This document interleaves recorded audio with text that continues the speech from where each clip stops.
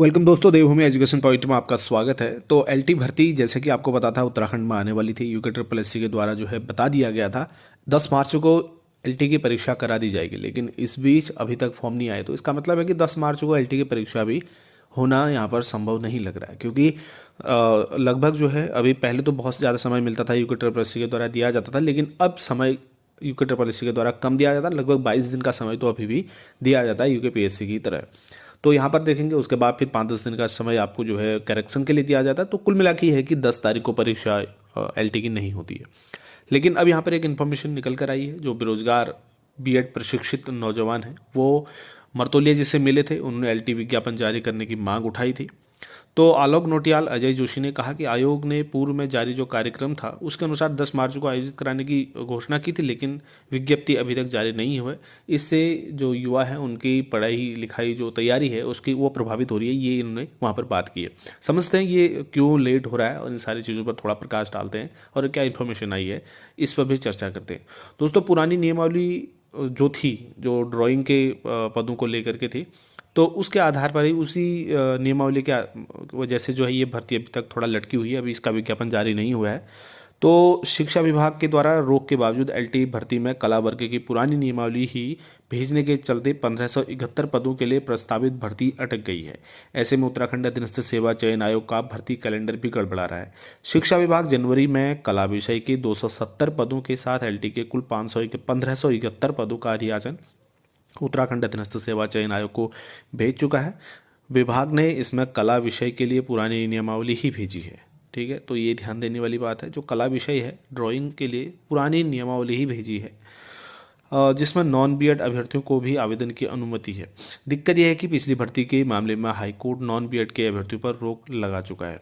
अब देखो, एक बार रोक लगा चुका है तो दोबारा से वही नियमावली दी जा रही है, तो कहीं ना कहीं दिक्कत तो आएगी। इस कारण पिछली बार कला विषय के 263 पदों की भर्ती अंतिम चयन के बावजूद रद्द करनी पड़ी थी। इसी को ध्यान में रखते हुए आयोग इस बार शिक्षा विभाग के अधियाचन के सापेक्ष भर्ती का विज्ञापन नहीं निकाल पा रहा है।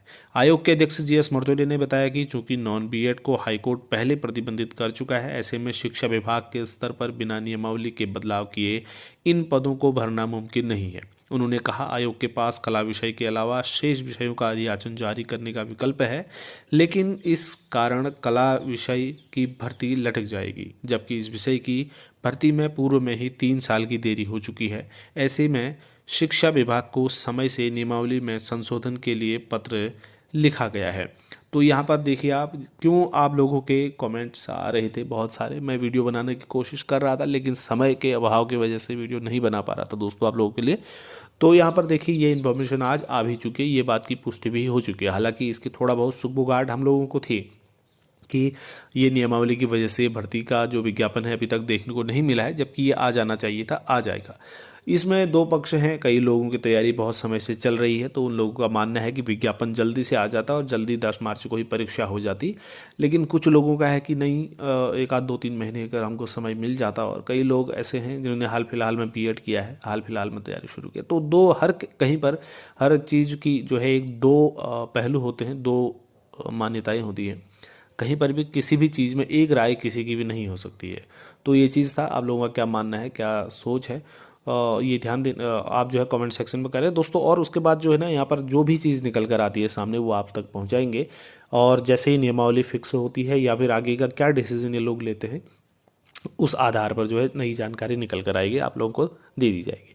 इस वीडियो में इतना ही। कोई भी इसके रिगार्डिंग आपको जानकारी चाहिए तो एलटी और लेक्चरर वगैरह के, इसमें हमने ऑलरेडी वीडियो बनाए हुए हैं। तो आप लोग चैनल पर जा करके हमारे चैनल में ढूंढ लीजिए, देख लीजिए उसमें कि एलटी और लेक्चरर के प्रिपरेशन के लिए क्या करना है और इसके लिए क्या क्या एलिजिबिलिटी होती है, सब्जेक्ट कॉम्बिनेशन क्या होता है, ठीक है, और क्या करना पड़ता है, टेट वेट सेट वगैरह जो भी चीज़ें हैं, ये सारी चीज़ें हमने उसमें जानकारी दी है। कौन इसके लिए फॉर्म भर सकता है, कौन नहीं भर सकता, कौन एलिजिबल है, कौन एलिजिबल नहीं है, ये सारी जानकारी हमने ऑलरेडी अपने चैनल पर दी हुई है। इस वीडियो में इतना ही। नेक्स्ट वीडियो मिलेंगे दोस्तों। धन्यवाद हमारे साथ बने रहने के लिए। जय हिंद।